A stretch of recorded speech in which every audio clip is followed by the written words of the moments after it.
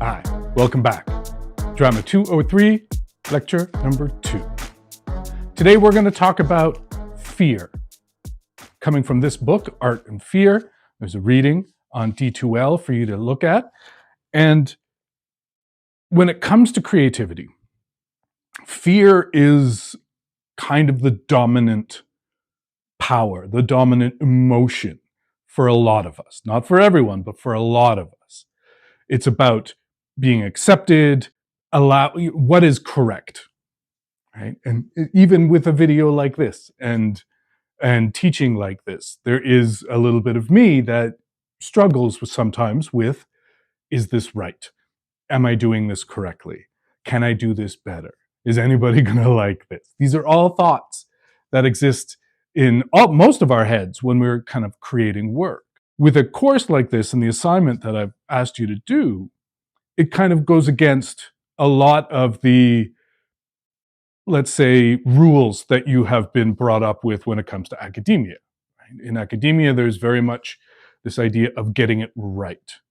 You have tests, you have to get it right. You have certain ways of doing things, whether that's formatting, whether that's what your different departments require of you. And for a lot of your disciplines, there's nothing wrong with this. You do need to get things right. But when we're talking about art, when we're talking about the arts, drama, especially fine arts, music, film, all these things, getting it right can sometimes get in your way, or trying to get it right.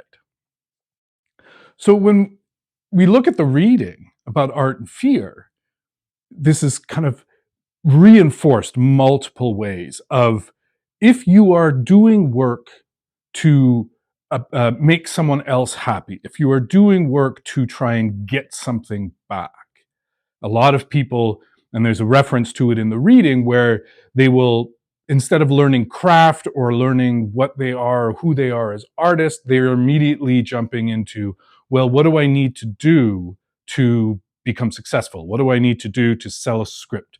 What do I need to do to get published?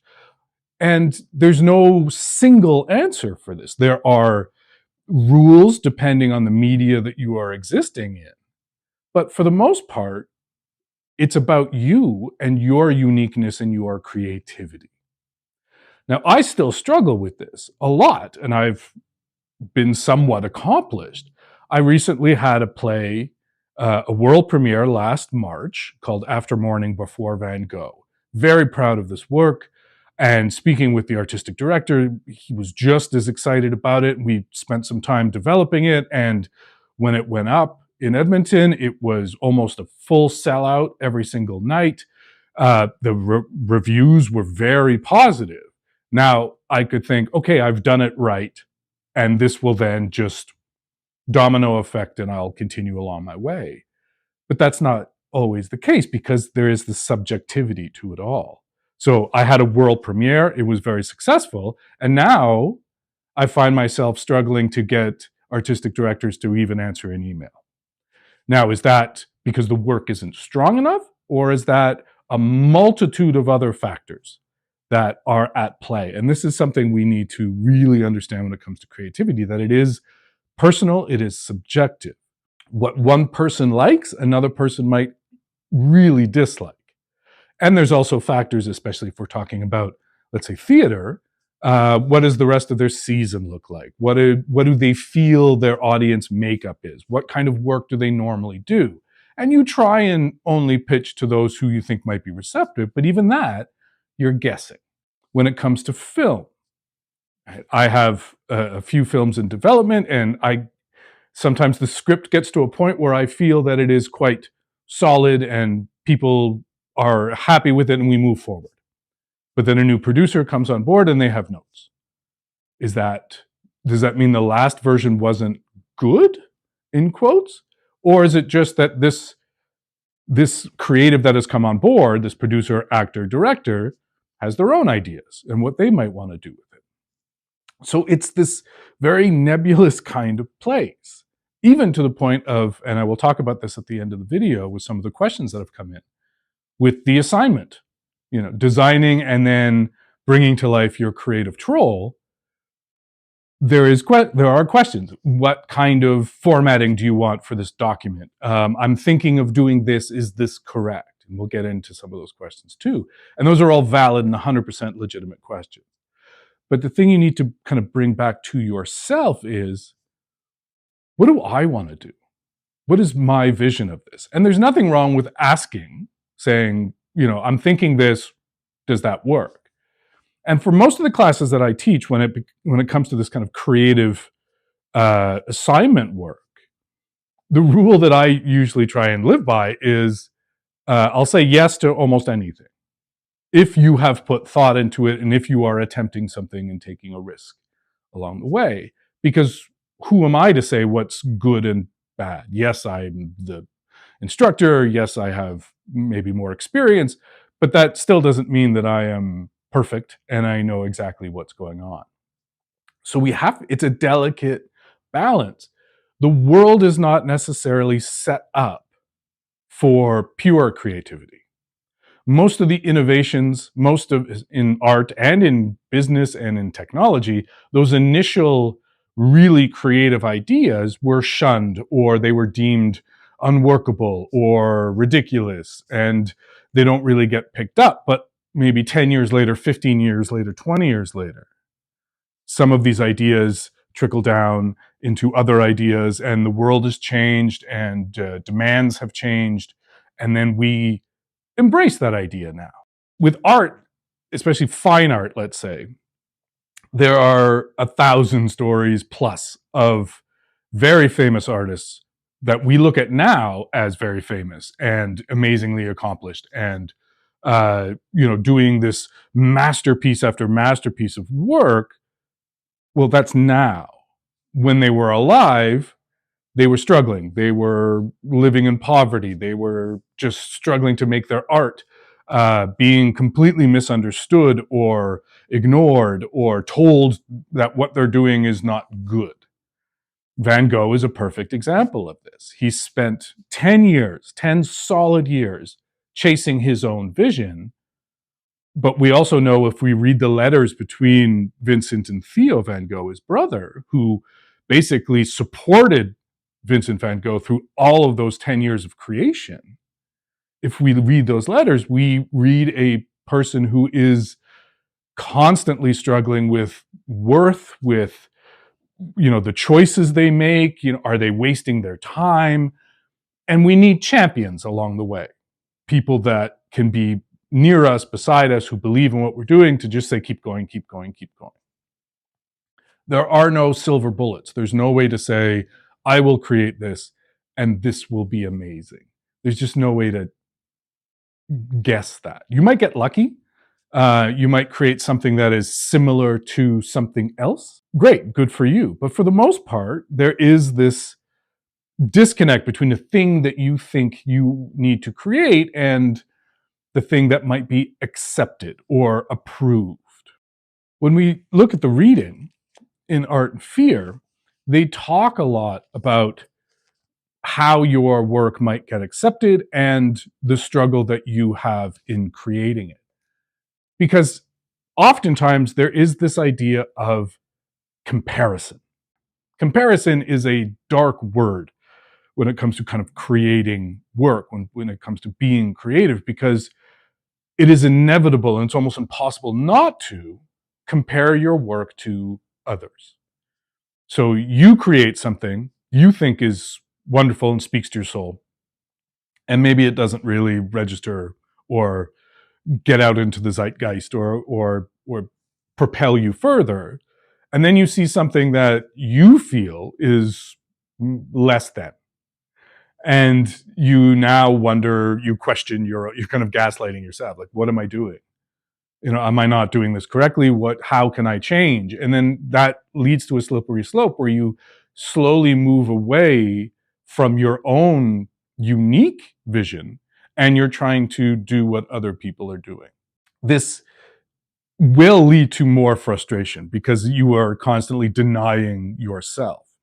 We could look at the abstract expressionist painters from the 1940s, 50s, 60s, and they lived in squalor in these lofts in New York and, had no heat, and they could hardly afford food. And these are all very, de Kooning and Pollock, Joan Mitchell, all of these amazing artists, and I will show some images here as we go, but when they were making their work, they were struggling. And yes, some over time did sell a few and managed to, eke out a living. And sometimes it was really at the end of their lives. And, so later in life, it wasn't, they were 25, 30 and just doing amazing work. I mentioned Jean-Michel Basquiat in the last video, and that's a different bit of an anomaly. There was timing involved with what he did. It was the 80s. People were looking for different things. His work was very punk rock. He was very unconventional and didn't really, follow the rules per se. And a lot of times he just made what he felt. But even now, there are still art historians who don't like his work or deem it, it was a blip or it was great marketing, right? You can cut the legs off art by dismissing the creativity and just saying, oh, it was marketing, oh, it was this. To the point where some people called it primitive. Now, we have to unpack that a little bit because there's racism attached to that. This was a Black artist doing very visceral, very emotional work with an agenda. There was politics involved in the work that he did. And so it was easy for some to dismiss as other, as primitive, which is not a nice thing to say about anybody's art. Now, there's folk art that is very primitive, but it maybe doesn't get the same kind of label. So even after someone has been incredibly successful, they can still get knocked by an expert or whatever. So there's never an end game to any of this. You can think of music, and I'll mention this band maybe a couple of times. You've probably seen them on your feed. Angine de Poitrine from Montreal, from Saguenay in Quebec, close to Montreal. And they blew up on social media, and there was reaction video after reaction video. Everyone was trying to going wild for these two very strange microtonal data type music. And now, because it kind of seemingly came out of nowhere, even though both of these artists are in their kind of mid-30s and they've been touring and playing in bars and gigs and different bands for over a decade, but now it's deemed kind of this overnight sensation. And because it was so saturated and it just hit in a moment in time, now the complaints and the accusations come in about, oh, they're an industry plant, right? There was things behind the scenes that were pushing this and that or whatever. And, so many of these bands get that label, and some are, in fact, industry plants. Because when we get into industry, we get into business, and then it becomes commerce, and then it's just a product that is being offered. And so we can't compare. We can't look at what's going on in the world and say, that's what I want to do. Creativity takes a while for it to show up into the world that we exist in. Let's say a film becomes very, very popular and very successful, or a style of film. And then a lot of the studios will then try and recreate that to try and capitalize on this wave of popularity. But nothing happens quickly, especially in the business of art. So by the time something is popular and you make a script that you think you want to capitalize on that, well, that could be a year or two getting it into somebody's hands.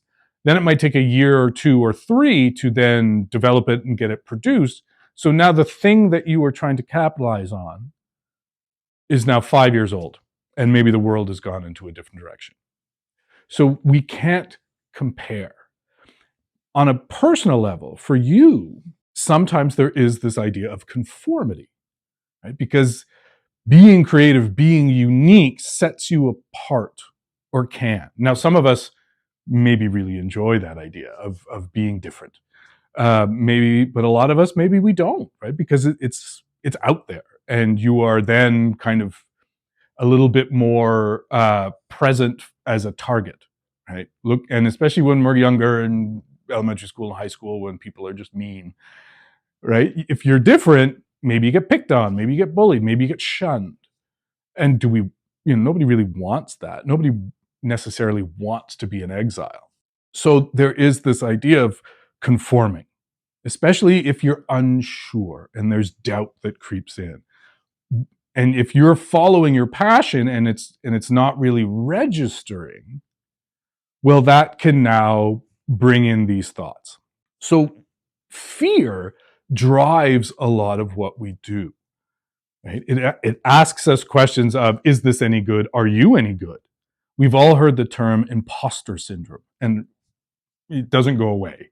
Right? You get into a room, or like even if sometimes when I'm giving a workshop, there's, the doubt will creep in. Is what I'm sharing of value to anyone? Don't these people already know this material? Why am I doing this? Am I setting myself up for ridicule or embarrassment and all these things? And it just spins. Not everybody, but most of us have this hesitation. So when you're being creative now, and creativity is a personal, it's a personal, vulnerable thing. Well, that's now amped up to 100 because you are sharing a bit of yourself. And they talk about it in the article when it's hard for the artist, it's hard to separate the art from the being. And I've struggled with this a lot too. Your art becomes who you are. The fact that you create art becomes who you are. So the idea of stopping, the idea of changing, the idea of just trying to commercialize this. Well, we've all heard the term sellout as well. But it becomes this personalized thing. So if the art is not recognized, are you recognized? And it's hard to separate. Some might argue that yes, you need to separate, right? You have to have your art and then you have to have your existence. But for most creatives, that's almost an impossibility because it's what we are. And so if we stop being creative, if we stop making work, or if we judge our work too harshly, we are basically denying ourselves. So creativity, in a sense, becomes a bit of a minefield. Right? When to step out and expose, when to show, when to offer. There are countless, I'm sure, creatives, and there's very famous stories of these artists who created their entire work and nobody saw it until after they died, and then it was found in their apartment or something. There's an example, I'll bring it up here that I can't remember off the top of my head. I think he was a janitor, and for years he created this very deep world of characters, and there was stories and lore, and it went on. And for decades that he was creating this, and he never showed anybody. And there's a question in that. There's an interesting question in that about creativity, because there is this commerce attached to it. There is an industry attached to it. If you make creative things, do you have to share them? Or is it just for you? Right? There's a question there. If you want to paint, if you want to do crafts, if you want to experiment with science or engineer, like anything you want to do, if you're trying to be creative with it, is it just for you? Is it an exercise for yourself? Is it just what you need to do as opposed to want to do? It's something it's a need for you. And do you need to then eventually share that? And there's a question in there. I don't have the answer for it, but there's a question in there. Do you need to share it? For myself, because I'm a writer of scripts and of plays and of screenplays, and that is that by nature, you're writing something that you feel is creative and it is part of your being and it's something you believe in, and then ultimately you do have to hand it to someone else. You have to have someone else read it.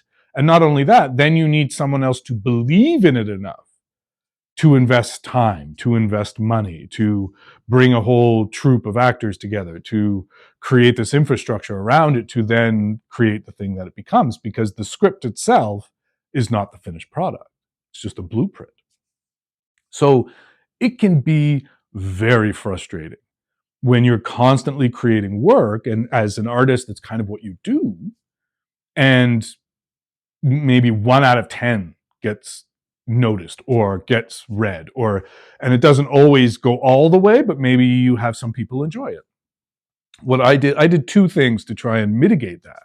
One, I created my own art collective called Dancing Monkey Laboratories. So I would write weird, different kinds of interdisciplinary work, and I had a group of people with me that also believed in this work, and so we would just make it ourselves. And I suggest to young artists, especially in the drama department, when they graduate, and even before, don't wait to be chosen. Don't wait for the door to be opened for you. Right? Make it yourself. It's also a way to show your work to other people who then get to view it without having to take much risk. And you comp them the ticket, so they're not even spending money on it. So it's a way to get the work out of you. It's a way to show the world what you're doing without waiting, because that waiting to be accepted can, over time, really shut it down to the point where you stop being creative altogether, because what's the point, right? And the pandemic happened a few years ago, and there were many artists who were working and hand to mouth, paycheck to paycheck, but really in the work. And then when everything shut down, there was this reflective moment where a lot of artists just stopped participating in the industry part of it. They might make their own work, and I'm sure many of them are, but they just said, no, I can't deal with this anymore. And so there is this moment, right? Acceptance, non-acceptance. What I also started doing is I started painting. And it's not something I'm trained in any way, shape, or form. It's something I love looking at. I love reading about fine art painters and discovering new works. And so I started putting these works together. Now, why I did this was purely for my own enjoyment, for my own need. It was a way to express myself creatively, artistically. But I have an Instagram page, but I don't necessarily promote it. It's not something I'm trying to monetize necessarily. And it's for me to be able to start a piece of work, to take chances, right? If I want to cover the whole thing in blue, and then in my head, I'm like, is that the right thing to do? And then I can easily just say, well, who cares? If I don't like it, I'll paint over it. Trying certain things, learning techniques, trying out ways to use different types of materials. But what I get to do is I get to start something and I get to finish something. And if I want, I can, and I've done this multiple times, where it sits on a wall or gets put away for a bit, and then I realize I don't really like it, and then I just paint over it and I do something else, or I adapt it. But what this does is this allows me to go through the process of creating and finishing something, which is important for creativity. This idea of finishing something, I talked about it in the last video. With scripts and with writing, a lot of times, if you're trying to get it out there, you start, you make the thing, but where does it go? Because you need other people to either say yes or to champion your work. And if you don't have that, there is this unfinished feeling which can root down into frustration. So the painting for me allowed me to create something, finish it. It was for nobody's eyes but my own. I show people, but it's not for them to say this is good or this is bad. I don't really care what they think. Now, and I never wanted to necessarily show them, but last year I had an exhibit at C-Space. Why I said yes was because I didn't go after the show. The person who was curating it saw my work and said, I like this, let's do it. And I said yes because of that. Because again, if I'm out there hustling, then it's a different vibe. Now I'm really wondering, is the work any good? Are they just saying yes because I bullied them into it or whatever? There's all these doubts. But if someone comes and says, I like this, let's put it up, I don't have to question it. I shouldn't question it. It's just, sure, good for you. And that's it. I don't need it to be more than that. So those are things I have done to try and mitigate some of this fear, because it's a true and real thing when it comes to being creative. And I'm sure you've all felt this in assignments that you've done, or even, you take a test. Am I going to fail? And I understand in academia, this is a real thing, and I'm not minimizing that in any way. But there is that, I need to get this right. If I don't get this right, I have failed. When we're talking about creativity, you can't go there, because then you're never going to make anything. And then you're going to do what somebody else has done. Then you're going to try and fit it into a compartment, or fit it into a trend, which, these things move fast and they're totally out of your control. So that creativity and the fear is something you need to understand for yourself. There's a great line in this article, or in this chapter that I shared with you, and it's from what I've been talking about. Acceptance and approval are powers held by others. And while I totally agree with that, I also want to push back a little bit and talk to you and say, why can't you accept and approve your work? And just leave it at that.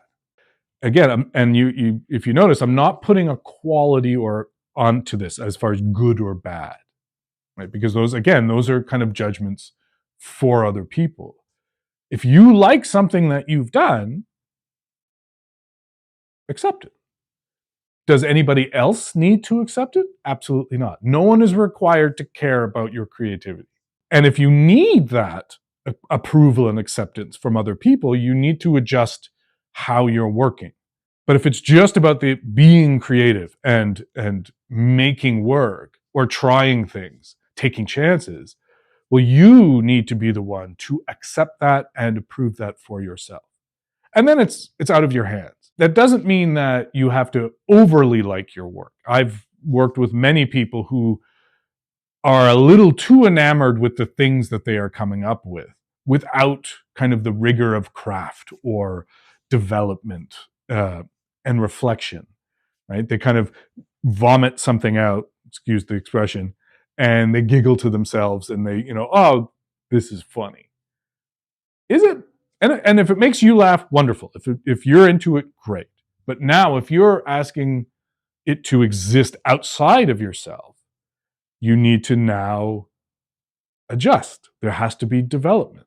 So if you like it too much, you run the risk of saying no to any notes that come your way. So the opposite of that is if you hate everything you do, well, then you have to question that for yourself as well. Because if you don't like it, how is anybody else supposed to like it? There's an audience for everyone. Sometimes you have to find them, and it takes some time. And it might take your whole life. And again, if you are making work for approval, for acceptance, for money, that's a problem, because those things, for the most part, are out of your control. In the article as well, they do talk about this idea of talent. And I've talked about it as well. And again, it's something that can create a lot of fear if you are comparing yourself to someone else. If it's like, because what is talent, right? We can maybe observably say if someone has a facility towards something, they have a talent. But talent alone cannot create great work. It can create interesting things and fancy things, but it's usually not for the long game, right? It's usually this kind of fancy thing in the moment. And if you haven't put the hard work in, where's the talent going to keep you? And they reference this idea that, these child prodigies that, are amazing, 5, 6, 7 years old. And we see them all over internet now on Instagram or TikTok or wherever, where these kids are just doing these incredible things on instruments that, like, how is this even possible? But where do they go? What do they do? So a lot of these child prodigies, they're amazing, but do they create amazing work? Are they creative? There's a difference there between talent and creativity. Those are not the same things, right? Where he says, like, how many of these child prodigies became Mozart, who was a child prodigy? But he took that talent and put it into craft, got creative with it, and then created the work that we all know 400 years later. I'm not sure if that timeline is accurate. I'll double check. But this is the thing. Talent and creativity are not the same thing. And we have to kind of break that down. Talent is a facility. Talent is often completely out of your control, right? For lack of a better word, it's God-given, right? You're born with a facility towards something, whether that's genetics, whether that's lottery. I don't know. I'm not a scientist. But some people have these. Some people it's language. Some people it's art. Some people it's music. Some people are electronically talented, where they can just understand how that all works. So there's so many different things that you can be talented in, or it's athletics, right? And it's kind of genetics, but you don't get to the top level without putting in the work. And that's the difference. If you're creative and talented, that's interesting. But talent by itself doesn't do much. Creativity by itself can do a lot, because you can learn craft. You don't need talent to learn craft. So if you are creative and you're willing to put the work in, you can make some pretty amazing things, regardless of talent. Talent by itself, it's great, but it's not going to get you very far. Creativity, craft, the work can take you places. So we have to separate those two things. So when you're thinking, oh, what do I have to do for this assignment, or what do I have to do for this project, or I can't do that because I'm not talented, I don't have talent. It doesn't matter. Anyone can be creative and anyone can put in the work. Are you going to achieve the heights of something? Maybe not. Maybe, but maybe not. And does that matter? Is that why you're doing it? Then you need to reflect on the acceptance and approval and all that. So it circles, it spirals, it's all these things that kind of connect and interconnect that we have to look into. The next thing I want to talk about is this idea of the long game that I brought up a few minutes ago. And so there's a few videos from this guy, Adam Westbrook, that I'll put in the description, also share on D2L, that he talks about the long game. And I've been talking about this for a long time, and he just said it better. Basically, when we study great artists, we study the greatest hits. Right? We see the masterpieces, and one after another. And we can easily deduce that, oh, well, this person is an absolute genius, and everything they do is amazing. That's rarely the case, because an artist creates a lot of work. His example is Leonardo da Vinci, who we can all objectively say is a genius, but that didn't make his path in life easy, and almost didn't make it at all. His genius was a thing, but he also required other people and timing and so on and so forth. So he talks about this idea of, between the years of 30 and 46, he was drawing crime scenes and people getting hung, but he wasn't making his masterpieces, right? The Last Supper was done when he was 46 years old, and age expectancy in that time put him like he was a senior citizen almost. So what was he doing in this lost time? Right? And in the video, he calls him a loser, which is kind of funny. He was working. He was making work. We have the sketchbooks to see that now. All these things that he was coming up with and all these ideas, he was working. Was it turning into success? Was it turning into money? Was it turning into approval and celebration? No, not yet. Because timing didn't work. And there's the story of he had a patron that was going to offer him some money, and then he started this thing, but then the patron said, I need the money for something else, and took the money away. It wasn't, oh, Da Vinci's this masterpiece or this genius, I can't take money away. It's like, no, I don't know who this guy is. He's an artist, one of many. He's very good, but I need the money for something else. And we could probably look at so many different artists in the exact same way. Right? When they started to when they finished, what are the masterpieces that we all assume are everything they did? But I'm sure there's a lot of work that either got destroyed, that got painted over, or that we just don't talk about, right? Because it's not really one of the masterpieces. When I understood that, there was a liberation for my own creativity, because it just proved that, yeah, not everybody is hitting home runs every single time, and you can't. Even the great recording artists of our time, and I'll bring Prince up again, or let's say Stevie Wonder, right? He had a string of 5 masterpiece albums in the 70s. Like, you can't even argue that. These albums are masterpieces, each one after another, after another, after another. Did that continue? Right? Name a Stevie Wonder song from the 80s that is not "I Just Called to Say I Love You," which was from a movie soundtrack. So, and it's not that he stopped making work. He kept recording, he kept releasing albums, probably music that he was really passionate about. But maybe times changed, sounds changed. Prince is the same thing. There's this, his early work from, let's say, 1999 to Sign of the Times, and all those albums in between are considered masterpieces. He released 36 albums in his career. So are the other ones not masterpieces? Some are hits, some are not, some are experiments, some just the timing didn't work, right? Tastes change.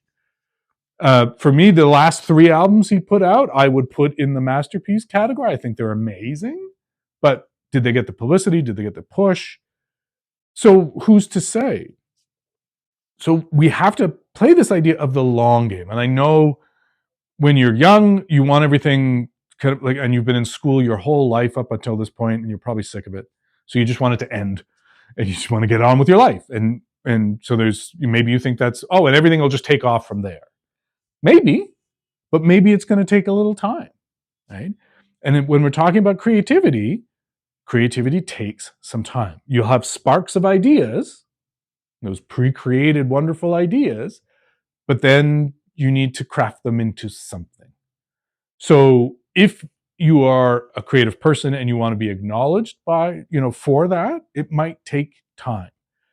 And if it doesn't work on your schedule because you want it to happen in 2 years or 3 years or 5 years, well, then what are you doing? It might take 15, it might take 25, it might take 30 years. It might happen after you're gone. There's no way to predict this. So you have to figure out a way to understand, why am I creating this? What am I creating this for? So this idea of playing the long game. And so I take that now when I talk about creativity, and I talk about time, allowing time within the process. And this is where the 5 chambers can come back in, about putting something on the metaphorical shelf. Pause. Let it see where it might develop, right? If you rush, you're saying no to a lot of things. So if you're not playing the long game and allowing things to develop and honing your craft, figuring out what your voice is, figuring out what skill or talent you might actually truly have. But if you're rushing it, do you have time to figure that out? Right? Creativity sometimes requires time to develop within you. Right? You might think you're not creative, but maybe you haven't found the thing that you want to do. And it's hard to figure that out. But also, maybe you love writing, but your writing isn't very creative now. Maybe it will take a few years, maybe a few decades, to really hone in and find your voice, for a multitude of reasons. And this is why I have to backtrack for a lot of this, is that I can be very positive. And I can say, you're all creative people, you can all make incredible work. I can say that very easily. And I believe when I say that. I really do. But I don't know your life. There are 1,000 things that are going to get in the way of that, possibly. From just your upbringing, your privilege, culture, timing, who you're surrounded with, maybe responsibilities kick in and that you have to take care of. You have to push these things to the side because we live in a world where we, got to pay for things. So there are 1,000 reasons why something's going to get in your way. And you can't really do much about that, but it shouldn't stop you from if you have an itch to be creative or to create things, don't destroy it, right? Play the long game, develop it, play with it, turn it into a hobby for a while, maybe, which is a bad word when we're talking about artists, right? This isn't a hobby, this is serious. Well, maybe you need it to be a hobby for a few years till you have time or you figure out how you can make something work. So there's ways around this that you can figure out. So this idea of the long game, this idea of, you're going to make bad work or you're going to make work that nobody should see, but through that, if you keep working, something good will happen. And this is why I say the work is in the chaos and the work is in the doing. Doing, capital D, all capital letters, doing. That's where you learn. That's how you develop. That's how you learn craft. That's how you learn to work with materials or words or, again, when you're younger, you start maybe doing cover bands and then you figure out how to write your own material. And you might not know what your voice is when you just start out.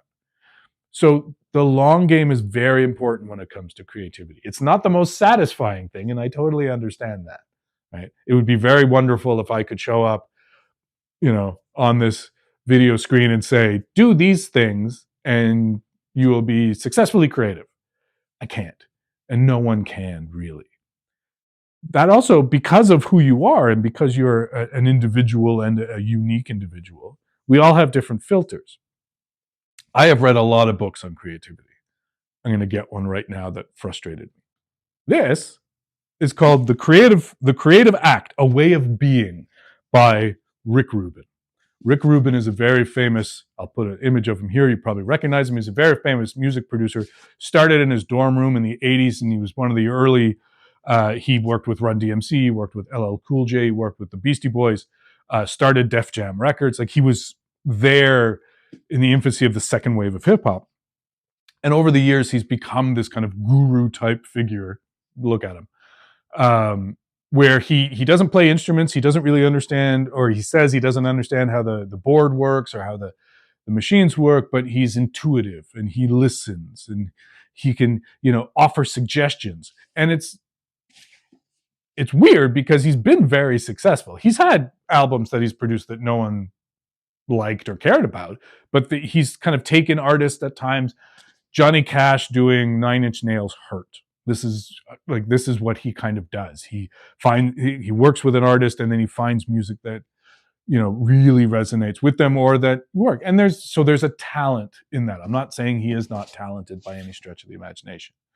But what I am saying is that a lot that's in here, for me personally, I found useless because he gets into spirituality and patience is required for the nuanced development of your craft. Patience is required for taking in information in the most faithful way possible. And it's everything all over the place. Self-doubt lives in all of us, and while we may wish it gone, it is there to serve us. And I just said something similar. But he houses it in this kind of guru speak, which to some, because this is sold a lot, it's got a lot of great reviews on Amazon, to some, this is just what they need. For me, personally, it did nothing. So even if I'm spouting these perfect rules and guides to be creative, not everyone is going to hear them in the same way. So every book is different. Every set of rules. It's also when you hear something or when you read something, that changes how you might ingest it.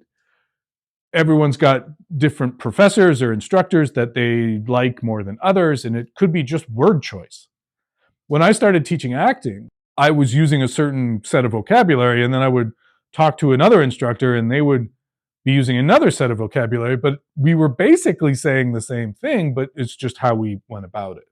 So for one student in my class, maybe that my vocabulary was not resonating enough, and they would probably have done better in the other class. I don't know. But sometimes it is about that, when you're hearing it, how you're hearing it, who you're hearing it from.